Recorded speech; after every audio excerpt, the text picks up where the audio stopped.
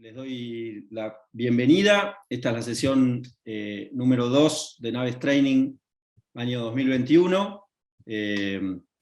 Antes de olvidarme, les cuento que mañana vamos a tener a Lorena Suárez, que nos va a hablar de cómo conseguir inversores, y agregado a eso, cómo financiar un emprendimiento nuevo, sea una startup o una iniciativa que hacemos desde nuestras empresas, instituciones o práctica profesional independiente. Así que bueno, les recomiendo que, así como hoy con Caro, ahora vamos a ver de qué vamos a hablar. Mañana con Lore Suárez, es espectacular. Lore manejó el fondo de inversión Guaira del Grupo Telefónica, así que les recomiendo mañana a las 18 eso. Así que bueno, nuestra charla de hoy, tenemos con nosotros la suerte de tener a Caro Dams. Carolina Dams tiene un track record impresionante en el mundo empresarial y académico. Ella históricamente fue consultora, inversora angel en varios proyectos, en startups y en proyectos de inversión. Fue profesora de la Universidad Austral, decana de la Facultad de Ciencias Empresariales de la Universidad Austral, y actualmente se desempeña como profesora del IAE, y está haciendo un recorrido espectacular que primero lo hizo desde el mundo privado de los negocios, de los inversores, y ahora en el mundo académico. Así que tenemos la gran suerte. Y un poco lo que le pedimos a Caro es que nos ayude a pensar esto, ¿no? Cómo cuando uno empieza una compañía o un proyecto, o un nuevo proyecto, o un spin-off de una organización, no importa que sea un hospital, un negocio o una empresa, o lo que sea que uno arranca, bueno, ¿cómo hace? Primero para mensurar la oportunidad de mercado que se está proponiendo atacar, ¿no? ¿Cómo hago para estimar el mercado que estoy atacando, sea local, regional o global? ¿Cómo lo mensuro? Y la segunda pregunta que le decimos a Caro es, ayudarnos a todos los que no somos profesionales de ciencias económicas a estimar, a ver cómo se hace una proyección financiera para tener claro el negocio de nuestro lado y además para presentárselo al mundo cuando vamos a buscar socios, inversores, proyectos. Es decir, cómo le presento un cash flow al mundo para mostrar la realidad económica y financiera del negocio que estoy tratando de armar, ¿no? Sea un emprendimiento o un negocio. Así que, Caro, bienvenida. Muchísimas gracias por tu tiempo. Una vez más, todos los años estás acá con nosotros. Así que un lujo tenerte. Son 45 minutos tuyos. Vos vas a contar tu dinámica, tu propia presentación. Solo a todo el mundo les digo que vamos a escuchar a Caro 45 minutos. A ella le encanta la interactividad, así que tienen la posibilidad de hacer preguntas por el chat o levantar la manito y Caro les va a habilitar el micrófono. Y después de terminada la clase o esta charla, va a haber por lo menos media hora, 45 minutos, para quedarnos charlar mano a mano con Caro en lo que sientan necesario. Este es el minuto para, como decía Woody Allen, todo lo que queremos saber de finanzas, estimación de mercado, proyecciones, para preguntarlo. Acá vinimos a aprender, así que animémonos a hacer todo tipo de preguntas. Caro, muchas gracias, todo tuyo. Bueno, muchísimas gracias, Santi. Buenas tardes a todos y bueno, es un gusto enorme compartir este espacio con ustedes. Entonces voy a compartir mi pantalla y bueno, lo que Santi me pidió y que siempre comparto con Navis Training con mucho gusto es entender cuáles son los números clave de un negocio y entender cuál es la intuición detrás de esos negocios, porque el detalle de los números, bueno, va a variar por industria, va a variar por tipo de empresa, pero si entendemos la intuición atrás de los números y cuáles son esos números clave que tenemos que conocer de nuestro negocio o de nuestro proyecto, nos va a ayudar a pararnos mejor frente, bueno, a las distintas audiencias que podemos tener como emprendedores o como intrapreneurs o cuando queremos compartir nuestro proyecto, y también para entender nosotros qué es lo que tenemos que saber de esos negocios. Entonces, vamos a setear cuáles son esos números clave, y el principal número que tenemos que intentar conocer es cuál es el tamaño de nuestro mercado, y el tamaño de nuestro mercado nos va a indicar cuáles son las ventas o los ingresos que podemos tener en nuestro negocio. Entonces, en esta parte vamos a centrar una parte importante de lo que es este seminario. ¿Por qué? Porque por ahí este es el número como que con mayor certeza vamos a intentar explorar y abordar e intentar estimar. Y después vamos a conocer cuáles son los costos y gastos típicos que hay en un proyecto. Vamos a entender su tipología para después entender qué implicancias tienen para la toma de decisiones y obviamente las inversiones que me permiten llevar adelante este proyecto. Entonces, estos son, si quieren, las variables clave que vamos a estar viendo hoy. Obviamente están todas muy interrelacionadas y estos son los números que tienen que tener una intuición por detrás que justifique que hay un negocio posible, sustentable y rentable, especialmente si vamos a salir a buscar capital. Mañana Lore va a compartir con ustedes las claves de lo que es el fundraising. Bueno, estos tres tipos de números tienen que hacer un sentido particular de rentabilidad y de retorno para que un inversor luego quiera ser parte de nuestro proyecto y asociarse. Y también cuando buscamos a nuestro equipo, a cofundadores o a empleados, conocer estos números y poder compartirlos también es muy importante porque cuando estamos emprendiendo tenemos que convencer a mucha gente a que se suma al proyecto y estos números van a ser como que los drivers de nuestro negocio.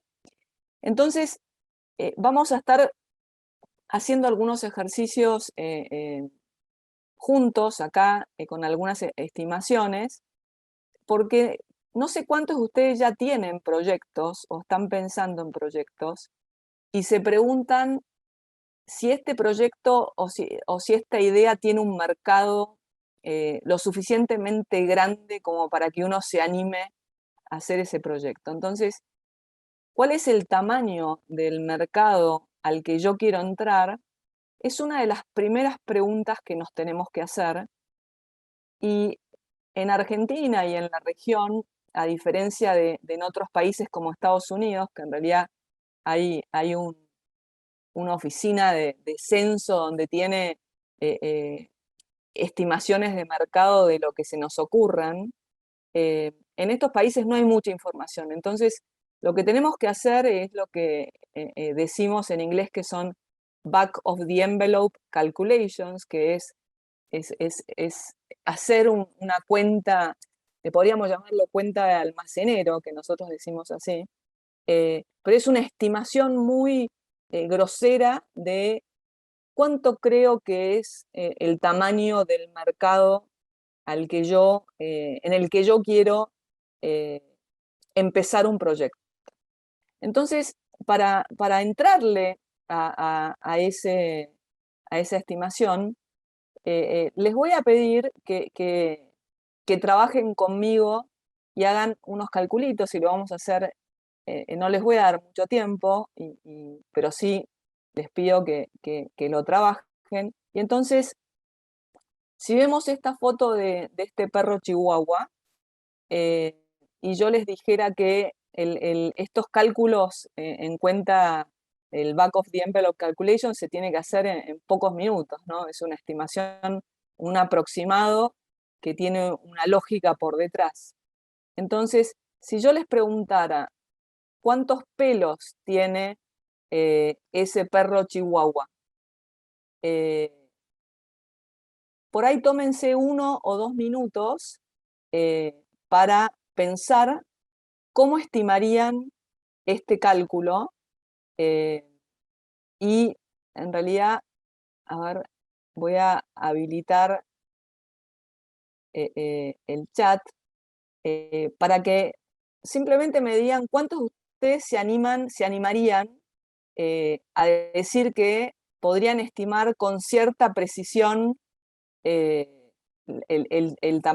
cantidad de pelos. O sea, acá Mónica claramente dice acorde a la estimación de la superficie corporal, claramente. Entonces, si sabemos algo de geometría, podríamos perfectamente estimarlo, ¿no? ¿Alguno más que se anime? Pelas por centímetro cuadrado, o sea que si tenemos La superficie después simplemente es estimar la cantidad de pelos por superficie cuadrado. ¿Algún otro que quiera aportar algo más?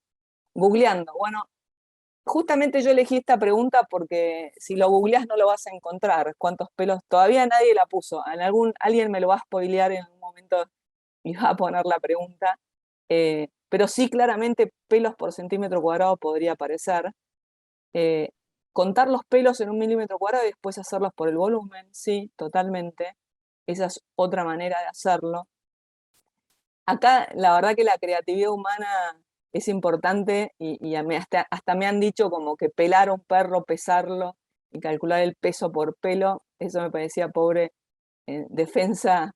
No, o sea, podría llegar a entrar en problemas si propongo algo de eso, pero entonces simplemente lo que tenemos que hacer, si quisiéramos ir a hacer esta estimación, es como dijeron, podría yo decir cuál es la superficie de un perro, entonces estimar la cantidad de pelos por centímetro cuadrado, que hasta me podría tomar el trabajo de contarlos, y con eso podría perfectamente estimar la cantidad de pelos que tiene un perro chihuahua.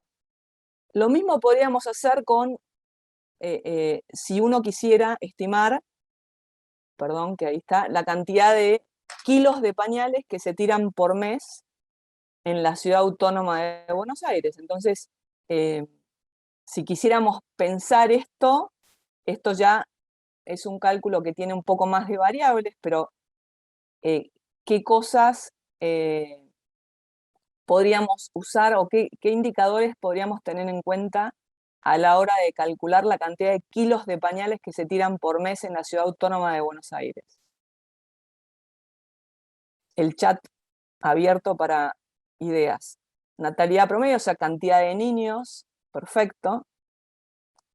En realidad, natalidad de ese mes no, por ahí es cantidad de niños que hay en edad de usar pañales, perfecto, pero sí Claro, necesitamos, aprovecho sí, para decir algo que dijiste antes, pero hago énfasis. Si alguno, además de usar el chat, quiere preguntar o estimar, hacer alguna observación o participar, levanta la mano, pide micrófono, y Caro o nosotros le habilitamos micrófono. Siéntanse libres de interactuar en el formato que quieran.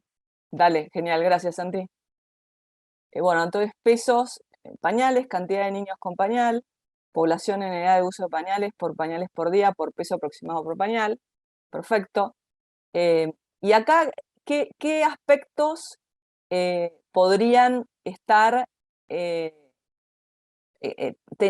podrían estar incidiendo en la cantidad de pañales? O sea, uno cuando hace esta pregunta y le da tiempo a los participantes para que estimen, ¿cuántos pañales creemos que usa un chico por día eh, en general? O sea, pongan todos, escriban la cantidad de pañales que estiman que usa un niño, ¿no?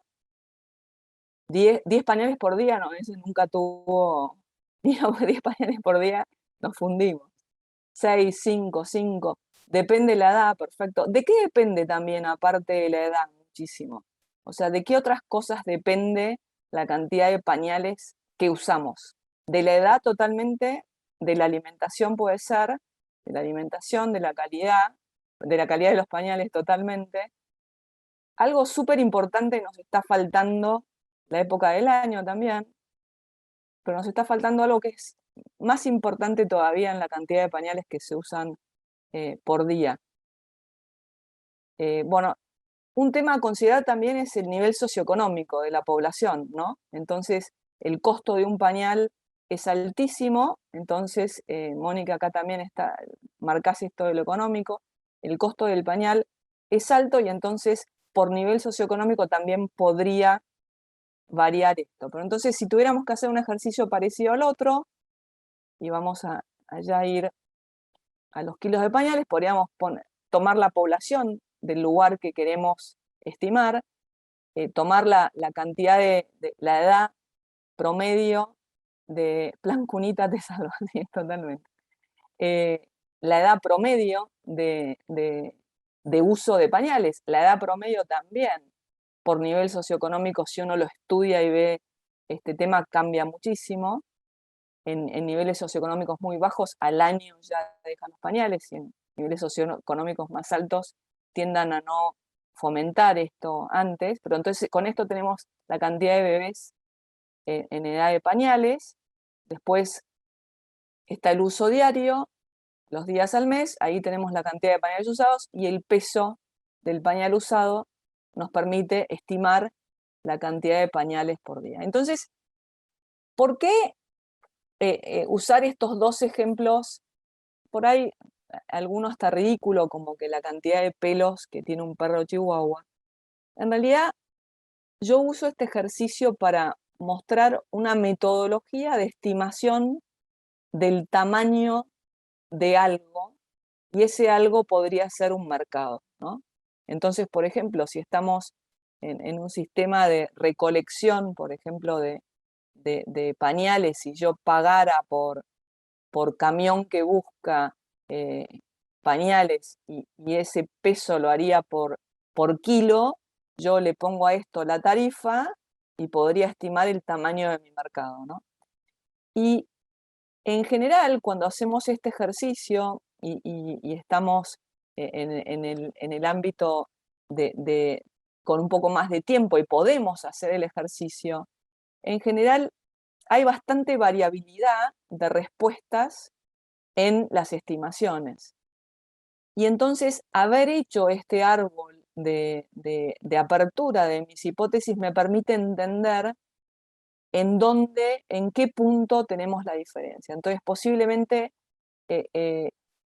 las diferencias estén en alguna de estas hipótesis. Entonces, por ejemplo, uso diario de pañales por día, y entonces acá uno podría decir, no, mira, para mí 5 es mucho, porque en realidad la población de Cava tiene un nivel socioeconómico promedio tal, y entonces el uso es más alto o más bajo. Y algunos aspectos van a ser subjetivos, que uno de repente no va a poder validarlos, pero va a tener un rango posible de valor, y otros son mucho más factibles de medir. Entonces yo puedo medir pañales, peso de pañales, y agarro una muestra y sé con bastante exactitud cuál es el peso promedio.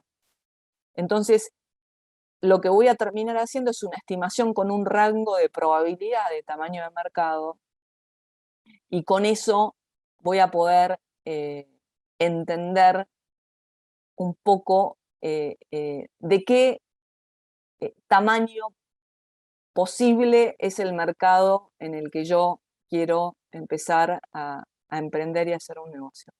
¿Y para qué me sirve saber el tamaño del mercado? ¿Por qué es importante entender el tamaño del mercado? Bueno, lo principal es, ¿para qué me sirve? ¿Para estimar qué? A ver, en el chat, si quieren contestarme.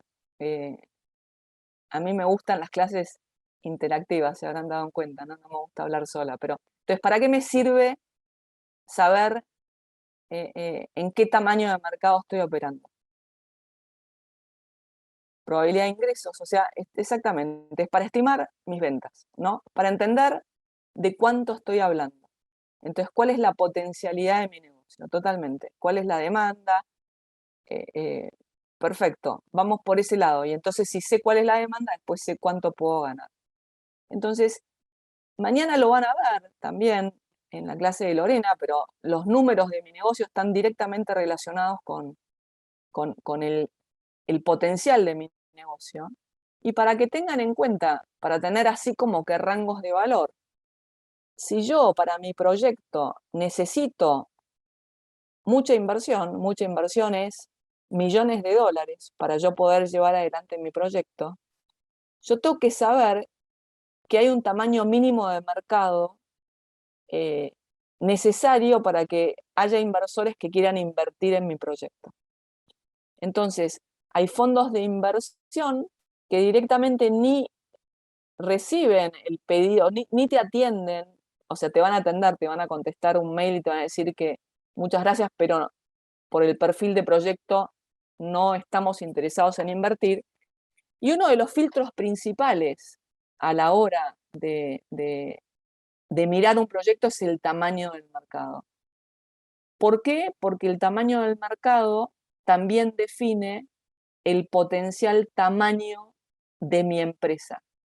Entonces, si yo estoy en un mercado que es un nicho, que por año nunca voy a vender más de 10 millones de dólares, bueno, mi empresa no va a valer muchísimo más que, no sé, si estoy en una empresa tecnológica donde la evaluación puede ser 10 veces ventas, bueno, no puede valer mucho más que 100 millones de dólares. Y si para invertir en ese proyecto yo necesito mucho capital, el retorno al inversor no va a ser lo suficientemente alto para hacerlo atractivo. De vuelta, Claro, dije, sí, te hago una pregunta en esa línea, porque entiendo eso cuando uno va a construir una compañía desde cero en un mercado potencialmente grande, ¿no? sí, Ayúdame a pensar, si yo soy una organización que quiere hacer un nuevo proyecto, o sea, como intrapreneur, adentro de mi compañía quiero hacer una unidad nueva, un negocio nuevo, o soy un profesional independiente y quiero mensurar mi mercado como profesional independiente. Puedo ser un médico, puedo ser un arquitecto, lo que sea, o soy una empresa. ¿Cómo razonás de la misma manera cuando sos un negocio más chico, diferente a armar una empresa grande que busque inversores, qué sé yo? ¿Qué reflexiones te genera eso de pensarlo desde una institución, desde una empresa o desde un profesional que tiene su negocio, su centro médico, su centro profesional de venta de servicios, sí. digamos? Eh, Sí, en realidad es la misma intuición, lo que le pido es un retorno distinto. O sea, en realidad, y lo que tengo que entender también, o sea, ahora después lo vamos a ver, pero todo esto tiene que tener una relación de sentido de negocio con respecto a la inversión que necesito. Entonces, si yo necesito una inversión muy alta, esté donde esté, necesito un mercado grande para que compense y repague esa inversión. Si soy un intrapreneur y estoy adentro de una empresa, en general todas las empresas tienen tasas de corte de retorno. Y ahora después cuando por ahí nos metemos en cash flow, lo podemos ver, pero entonces lo que hay que entender es cuál es esa tasa de retorno y entonces siempre tiene que estar esta relación tamaño del mercado, potencial de venta e inversión, porque si eso no tiene sentido de negocio, en mi empresa no me van a aprobar el proyecto. Y si soy un emprendedor que quiero hacer un proyecto, que es un proyecto incremental, pero no es un proyecto que requiere de una gran inversión, entender el tamaño de mi mercado, que el tamaño de mi mercado podría ser, por ejemplo, atender el barrio en el que yo opero y con eso ofrecer un servicio específico. Bueno, de vuelta, algo de tiempo y de plata voy a tener que invertir. Ese tiempo y esa plata que voy a invertir tiene que tener relación con el ingreso que me va a generar. Entonces, si mi mercado potencial, que es el 100%, si yo captara el 100% del mercado, llego a ese total de mercado potencial, si no tiene un tamaño suficiente, y bueno, ya de entrada sé que es algo en lo que no me conviene eh, empezar a caminar. ¿Por qué? Porque el mercado no repaga el esfuerzo que compensa. Y sí, gracias Santi por recordarme el scope. Bueno, tengo ese efecto de tender a ir a lo tecnológico y a lo que requiere mucha inversión. Si alguno tuviera alguna pregunta, eh, me va diciendo. Bueno, entonces, entendemos cuál es el tamaño del mercado total, después simplemente tomo lo que es mi porcentaje de market share como una primera estimación, entonces, en función de si hay más competidores o la dinámica del mercado, puedo decir, ¿tiene sentido que yo tenga el 100%, el 20%, el 5% del mercado? Si no, eso va a depender de la industria y en base a eso puedo estimar mis ventas. Ahora, las ventas tienen un modelo de negocios o un revenue model en la jerga. Esto tiene mucho inglés porque este ecosistema emprendedor y demás, hablamos mucho en Spanglish. Pero entonces, modelos de negocio. ¿Alguien sabe, alguien puede decirme cuáles son los modelos de negocio que conocen?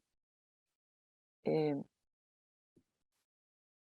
Esto modelo, lo bueno, recorrimos el otro día en la ok, presentación introductoria buenísimo. de estrategia y modelos de negocio, así que algunos de esos recorreremos. Ok, bueno, entonces si ya lo vieron, no vamos a por ahí a enfocarnos en esto, pero entonces hay distintos modelos de negocio y esos distintos modelos de negocio van a hacer que mis ingresos fluyan distintos. Entonces, si estamos en una Habana, en un café Habana, el modelo de negocios es yo vendo alfajores, vendo un café, vendo productos. Ahora, yo podría pensar en un Habana con un modelo de negocios distinto. Sí, totalmente. Yo podría, por ejemplo, decir, Habana ahora me va a cobrar por hora de estadía. Entonces, podemos pensar es una ridiculez que Habana cobre por hora de estadía. Bueno, si pensamos en los coworks son espacios donde a mí me cobran un tiempo de permanencia y muchos tienen amenities donde yo me puedo servir un café o donde yo puedo comer cereales. Si pensamos en WeWork o cualquiera de esos, en realidad son modelos de negocio que me dan otras cosas, pero que podrían reconvertir mi negocio. Y si pensamos en muchos de los negocios o las cosas que consumimos y pensamos cómo era el modelo de negocios antes y cómo es ahora, nos damos cuenta que hay una conversión y una diferencia en los modelos de negocio y eso, ¿por qué es importante? Porque me afecta mi cash flow. O sea, no es lo mismo yo ser eh, PlayStation y invertir mucha plata para vender discos, entonces necesito caja para la inversión, después vender lo que eran antes los compacts, que eran los juegos de PlayStation, es distinto a hacer un beta, empezar a generar ingresos con ese beta, e ir corrigiendo y trabajando con un modelo de suscripción en el que la compra se distribuye a lo largo del tiempo. Eso me afecta directamente mi flujo de ingresos, le da estabilidad a los ingresos y es algo que me puede beneficiar porque hace que el requisito de inversión sea más bajo. Entonces, los modelos de negocio para mis números clave son fundamentales. Estos son los 10 tipos de revenue model más conocidos, pero si ya lo vieron, ya estamos. Y entonces, ¿cómo estimamos estas ventas a partir de un proyecto y qué impacta?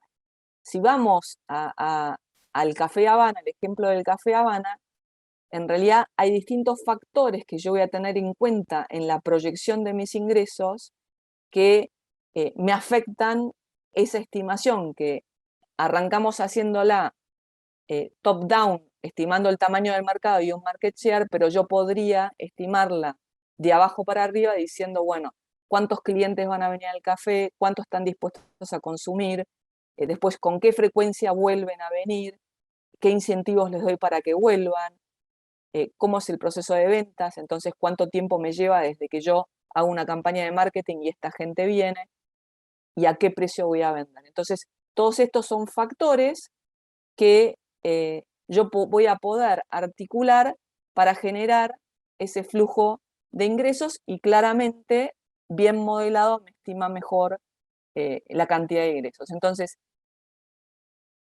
conclusiones de esta primera parte, siempre tenemos una manera de estimar mercado, no nos avergoncemos de estimarlo de una manera muy proxy porque es mejor que no tener el tamaño del mercado. Entonces, hagamos supuestos y a medida que vamos avanzando vamos a ir aprendiendo sobre ese tamaño del mercado. A partir de ese tamaño del mercado podemos proyectar a partir de market share y después podemos validar consistencia de esa estimación haciendo una estimación bottom-up en vez de top-down. Con ingresos Caro, estamos, sí, dale.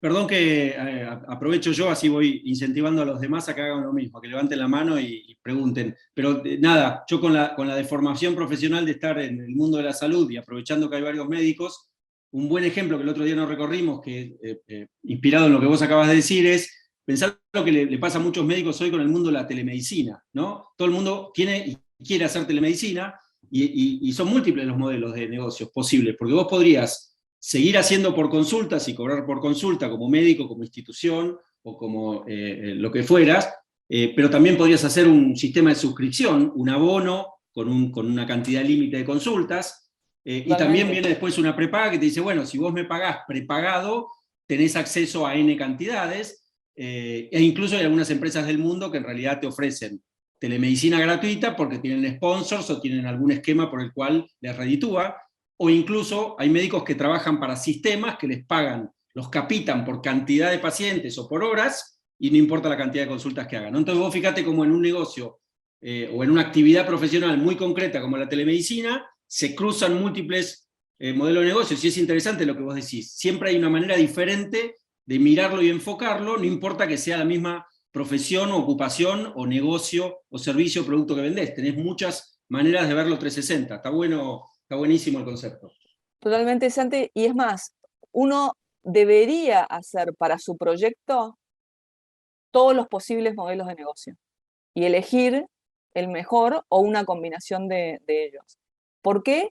Porque es increíble cómo a todos los modelos le podés correr distintas versiones.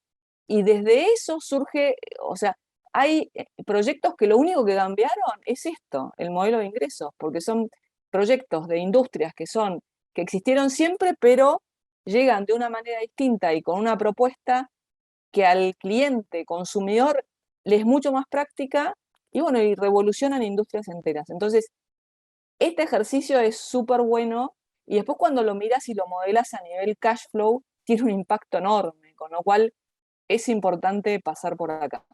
Entonces, bueno, a nivel ingresos estamos todos ok. ¿Hay alguien que preguntó algo? No. Eh, ok, bueno, esa parte más específica de médicos yo te la dejo a vos, Santi. Bueno, Sí, entonces no, ahora, no. Esto nos guardamos si quieren para la parte final. Por supuesto que el tema de nuestro país es un tema especial. Si les parece, lo charlamos después para no interferir en lo conceptual de Caro, y lo dejamos para el final. La ponemos en el parking lot, esa charla.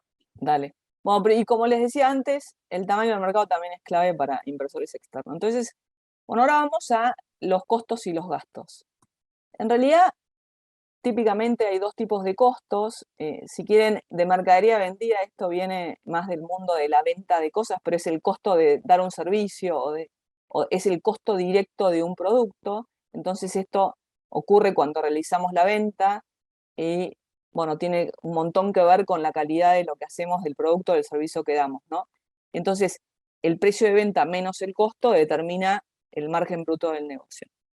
Y después tenemos los costos y gastos, son los costos y gastos que permiten mantener la operación en movimiento. Esto es simplemente una clasificación, pero claramente como emprendedores tenemos que entender muy bien cuáles son nuestros principales costos y gastos y cómo estos costos y gastos se comportan a medida que yo crezco a nivel de actividad y cuáles son costos fijos y cuáles son costos variables. Entonces, acá de vuelta me parece que es interesante hacer un ejercicio para entender los números principales, y esto es un ejercicio hiper simplificado con dos líneas, pero solamente para entender la intuición, y a esto después uno lo único que hace es agregarle la complejidad de un negocio más sofisticado. Y acá estoy haciendo una ultra simplificación, pero supongamos que, no sé, a la entrada de un nuevo estadio o puede ser la entrada de un sanatorio, si hay muchos médicos, o de una clínica, el Starbucks que está a la entrada del hospital, que parece que es el que más ventas por metro cuadrado tiene en toda Argentina, pero supongamos que vamos a poner un café Nespresso. Esto era antes de que limiten la cantidad de cápsulas que podemos comprar, pero eh, para los que vienen a determinados eventos, ¿no? Entonces, si nos dicen el valor del alquiler es 25.000 pesos por mes y sabemos que cada cápsula de café me sale 50 pesos y 25 pesos es el envase, el vasito en el que la tengo que dar, ¿tiene sentido aceptar esta propuesta suponiendo que ni hay costo humano, no necesitamos ni un empleado para que le haga? Si tenemos que mirarlo solamente con estos dos números, ¿tiene sentido aceptar esta propuesta? ¿Qué dicen? Así, a priori. Tengo que vender 300 por mes, o sea, 10 por día.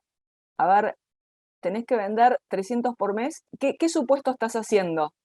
Que tenés que vender 300 por mes, eso es, si la vendés, ¿a qué precio? ¿No? Porque acá falta un dato importante que es cuál es el precio, y claramente depende de la cantidad de personas que vengan, ¿no? Entonces, el supuesto primero que tengo que entender es, por ahí los costos, y esto va ligado al anterior, los costos los voy a saber. En general, cuando yo estoy empezando un proyecto, y si es en un mercado que todavía mi producto no se conoce tanto, o no existe acá en Argentina, o es un servicio nuevo que quiero ofrecer, bueno, yo tengo que definir el precio, entonces tengo que entender cuánto va a estar dispuesto a pagar una persona un café. Entonces, si vamos a este ejemplo, supongamos que el precio de venta son 250 pesos el café, tengo un costo de 75, y esto de vuelta, es una ultra simplificación, pero para que entendamos conceptos básicos clave.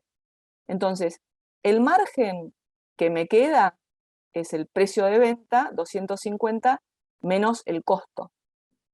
50 más 25 son 75. Entonces, el margen es, perdón, estos 50 menos 15 quedaron de otro ejemplo, es 175, que es 250 menos 75.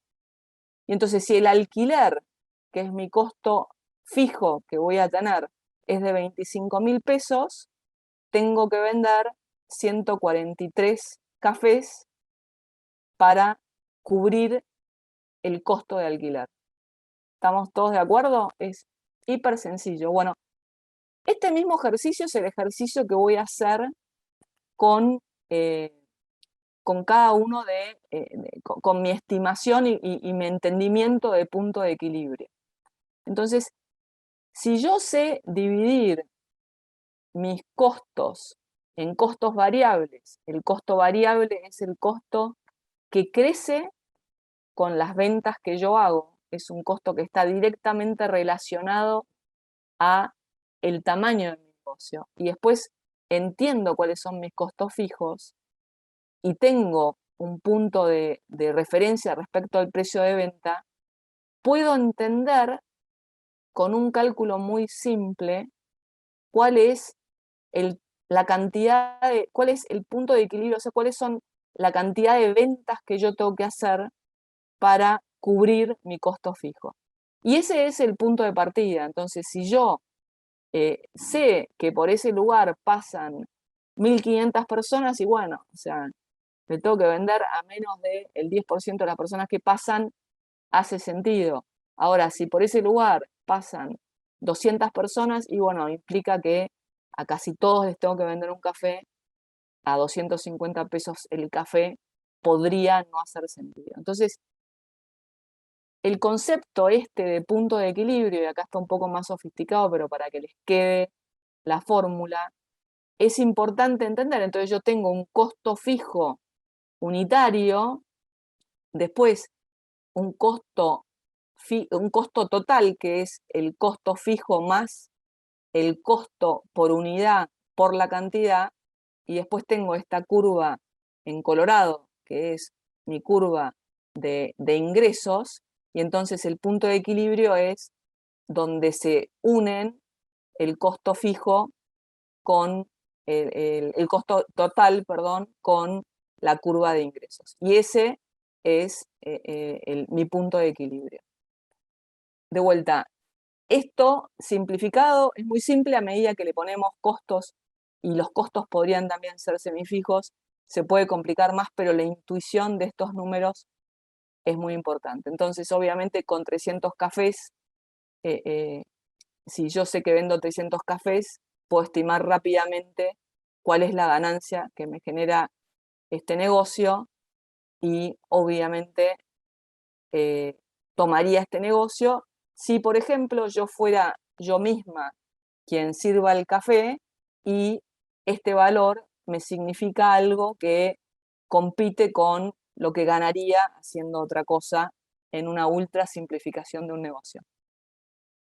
Conceptualmente lo importante es entender que en los costos tenemos costos fijos y costos variables, y entender esta noción de punto de equilibrio para entender el tamaño mínimo de ingresos que tengo que tener para no tener que, si no, yo poner plata de mi bolsillo para sostener ese negocio. Que por ahí al principio voy a estar dispuesto a hacerlo, pero si en unos meses no recupero ese capital, ya no tiene sentido. Entonces, de vuelta, hasta acá pregunto si con la intuición estamos bien de estos conceptos. Y Santi, contame cómo vengo de tiempo. Bueno, ya estamos y 45, o sea, en 5 o 10 más estoy, ¿no? Claro, en realidad ya tenés 40 minutos de charla, manejá vos, por supuesto hay cosas que tienen un montón de valor, extendete lo que haga falta, pero sí, vas 40 minutos de charla. Dale, bueno, entonces seguimos. Entonces, ¿qué pasa si no? Yo me preguntaba, ¿qué pasa si no conozco los costos y gastos de mi proyecto? Bueno, claramente eh, puedo hablar con proveedores, o sea, la parte de costos y gastos es realmente lo que debería poder conocer si conozco esa industria en la que voy a emprender, y es información que voy a ir perfeccionando a medida que avance con mi proyecto, pero claramente la puedo obtener. Y después, obviamente, tenemos inversiones. Entonces, en el caso de Nespresso, podría pasar que yo tenga que comprar esa inversión. Entonces, una cafetera Nespresso sale 73.000 pesos. Entonces, yo podría decir, bueno, a ver, si tengo que invertir 73.000 pesos y vendo esa cantidad de cafés por mes, yo tengo, esto es un cash flow, un flujo de fondos. Entonces, el primer mes invierto 73.000, son 73.000 negativos, pero a partir del mes 2 ya empiezo a tener ingresos, que esto es la venta total menos mis costos variables, menos mis costos fijos. Entonces me queda un cash flow positivo de 27.500. Entonces esto, el primer año son 73 negativo, pero le sumo porque recupero 27.500, me quedo con 45.000 negativo. Al segundo año, al segundo mes recupero más, y ya a partir de el mes 4 estoy recuperando la inversión y tengo un cash flow positivo. El flujo de fondos se podría estimar de esta misma manera con modelos mucho más complejos, y el flujo de fondos es importante porque es la caja, me indica la caja que voy a necesitar a nivel inversión para sostener mi negocio. Entonces hay distintos tipos de inversiones que son necesarias, eh, y dentro de las inversiones son inversiones de capital o maquinaria o cosas que necesito para hacer. eh, la inversión también puede incluir, por ejemplo, un costo de marketing, que es para adquirir clientes, y eso es mucha plata que muchas veces en algunos negocios que tengo que hacer marketing digital, y eso es costoso. Y también eh, tenemos el capital de trabajo, que esto, dependiendo del tipo de industria, también podría significar mucho capital. Entonces, hasta acá llegué. Este es un modelito típico de flujo de fondos de contado, que Caro, claramente, sí, perdona, te agrego una cosa que hacemos todos los años, vos y yo juntos en este programa. Cuando termina este programa, nosotros lo que hacemos es subir al Drive el famoso modelo financiero que preparó todo el equipo del IAE y del Centro de Emprendedores del IAE. Es un Excel, ni más ni menos, que básicamente te sirve como modelo financiero. Después uno entra a ese Excel y juega y saca y pone de acuerdo a su negocio, a lo demás. Pero acordate que tenemos ese modelo que está buenísimo porque te ayuda a pensar muchas de totalmente. estas cosas que vos contaste en un modelo totalmente estándar, pero como para que uno diga, ah, no pensé en el capital de trabajo, no pensé en la inversión, no pensé que en los activos físicos son diferentes a otros activos. Entonces, acordate que vamos a subir ese modelito, Buenísimo. cosa que Sí, cuenten con ese file, ¿no?